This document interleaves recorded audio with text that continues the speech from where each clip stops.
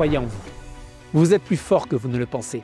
Vous avez en vous toutes les ressources nécessaires pour réussir. Alors faites-vous confiance, prenez ce risque calculé et avancez vers cet objectif, vers votre objectif, car vous êtes capable de bien plus que vous ne l'imaginez.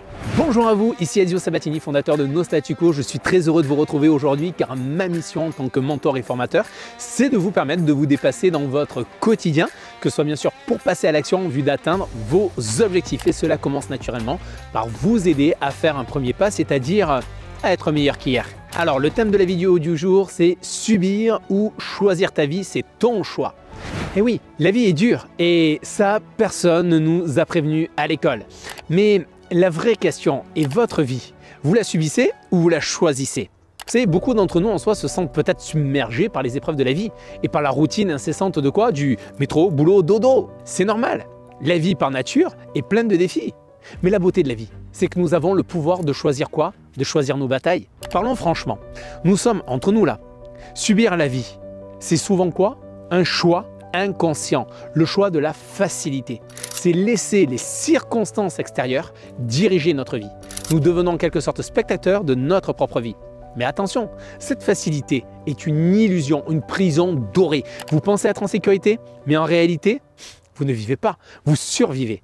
Et pourtant, c'est un choix que vous avez fait. Oui, le choix de ne pas agir, de vous trouver des excuses. Je n'ai pas le temps, je ne suis pas assez bon, ce n'est pas pour moi. Ces phrases, vous les connaissez? Eh bien, ce sont ces chaînes que vous avez forgées vous-même. Quand avez-vous pris une dernière fois une décision qui a réellement augmenté votre valeur sur le marché du travail? Quand avez-vous ouvert un livre pour développer vos compétences ou suivi une formation pour devenir une meilleure version de vous-même? Réfléchissez-y. 97% des gens s'arrêtent d'apprendre après l'école. Ils tombent dans la routine du métro, boulot, dodo et s'y complaisent. Mais alors voici la réalité crue, les amis. Les années passent, le temps file et ne s'arrête jamais. La vie est précieuse et incroyablement courte. Vous voulez vraiment la passer à avoir des regrets? À vous demander si j'avais fait un peu plus, si j'avais osé, si j'avais pris ce risque. La différence entre vivre pleinement et simplement exister tient souvent à ce petit plus, les amis. Ce petit plus, ce pas en avant que vous hésitez à faire, ce risque calculé que vous évitez, cette opportunité que vous laissez passer. C'est ce petit plus qui fait toute la différence. Vous savez, il y a une chose, la différence entre ordinaire et extraordinaire. C'est juste ce petit extra qui rend l'ordinaire extraordinaire. Maintenant, il y a une voie qui mène à ce que vous voulez vraiment. C'est le choix courageux de sortir de votre zone de confort. C'est accepter volontairement les défis qui se dressent entre vous et vos rêves. Oui, cela demande du courage. Cela demande du courage. Cela demande également de l'engagement. Mais par-dessus tout, cela implique d'agir, de choisir consciemment votre difficulté pour vivre. Et non plus seulement survivre. Choisissez votre difficulté. Vous avez le choix entre soit la zone de confort et perpétuer justement toutes les difficultés semaine après semaine, où vous levez le matin, vous languissez le vendredi soir. Soit c'est la difficulté d'apprendre, de sortir de votre zone de confort pour aller chercher justement ce que vous voulez obtenir. Alors je sais, sortir de sa zone de confort, ça peut paraître totalement intimidant. C'est entrer dans un monde inconnu. Mais rappelez-vous de vos plus grandes réussites. Est-ce qu'elle n'était pas le fruit de vos plus grandes batailles? Dans ces moments, vous avez appris, vous avez grandi, vous avez gagné en expérience. Et avec du recul, vous réalisez quoi? Que ces défis, finalement, c'était des cadeaux. Parce que grâce à ces défis-là, vous avez gagné l'expérience et vous êtes qui vous êtes aujourd'hui. Vous êtes absolument unique. Votre expérience est unique. Vous avez développé vos talents, vos compétences. Si vous deviez d'ailleurs revivre ces moments-là, là maintenant, si vous deviez les revivre, avec les connaissances et l'expérience acquise, mais vous y feriez face en toute confiance. Donc choisir l'inconfort aujourd'hui, la discipline de franchir ce premier pas vers l'inconnu, vers votre réussite, les amis, cela ne dépend que d'une personne, ça ne dépend que de vous. Votre situation actuelle, c'est le résultat de tous vos choix passés. Votre situation actuelle est la résultante de tous vos choix passés. Alors maintenant, juste pour vous projeter, pensez à où vous voulez être dans 1 an, dans 3 ans, dans 5 ans. Ces visions de votre avenir ne deviendront réalité que finalement que si vous choisissez d'agir aujourd'hui. Chaque pas, même petit, est un petit pas vers cette vision. Vous avez le pouvoir de créer le futur que vous désirez, les amis. La décision vous appartient, à vous seul. Vous êtes né libre dans un pays libre. Restez dans le confort de l'ancien ou embrassez plutôt le défi de la nouveauté et du progrès. Oui, c'est ça, vous avez le choix. C'est en choisissant vos défis que vous écrivez votre propre histoire, votre légende, celle d'une vie pleinement vécue. Alors comment fait-on ce choix? Comment embrasser en quelque sorte maintenant le changement, ce changement?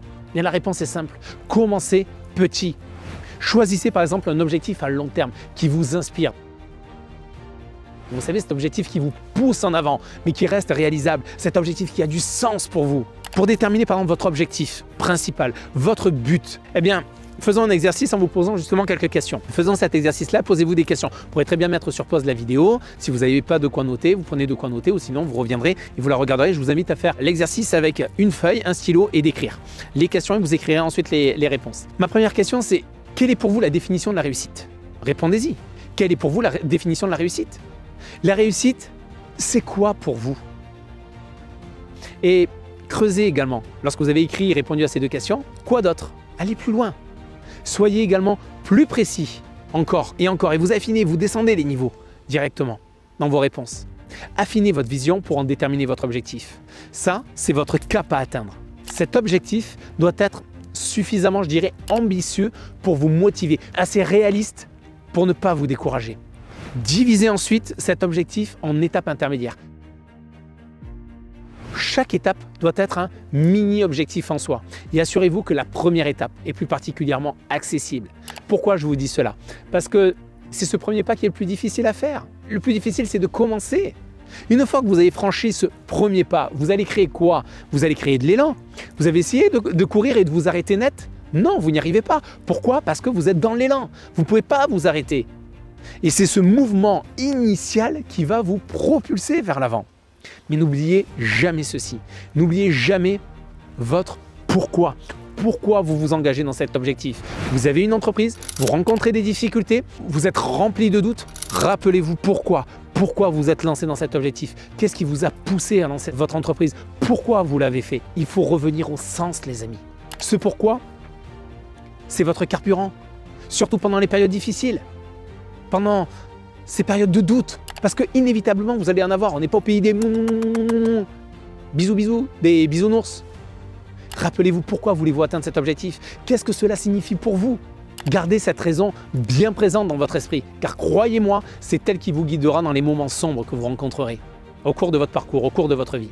Alors en cours de route, justement, célébrez ensuite chaque victoire que vous allez rencontrer. Et peu importe sa taille, chaque succès, même mineur, c'est une preuve que vous avancez, que vous progressez.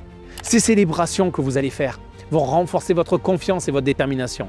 Quand je dis célébration, je ne dis pas « waouh, c'est la fête, on va faire péter le champagne » ou quoi que ce soit. Non, ce n'est pas forcément ça. Ça peut être tout simplement la tape sur l'épaule. Ça peut être vous offrir un moment de temps libre également si vous êtes énormément focus sur votre entreprise. Prenez un petit peu de temps, prenez du recul également. Profitez, respirez. Offrez-vous un petit plaisir dans ces cas-là. Un moment à vous ou avec vos proches également. Entourez-vous aussi d'ailleurs de personnes qui vous soutiennent. Ça peut être des amis, des mentors, des collègues qui croient en vous, en votre vision. Leur soutien sera inestimable, les amis. Surtout lors des moments difficiles, des moments de doute. N'oubliez jamais que vous n'êtes pas seul dans ce voyage. Et par-dessus tout, les amis, croyez en vous. Vous êtes plus fort que vous ne le pensez. Vous avez en vous toutes les ressources nécessaires pour réussir. Alors faites-vous confiance, prenez ce risque calculé et avancez vers cet objectif, vers votre objectif, car vous êtes capable de bien plus que vous ne l'imaginez. Rappelez-vous, chaque grand voyage commence par un premier pas.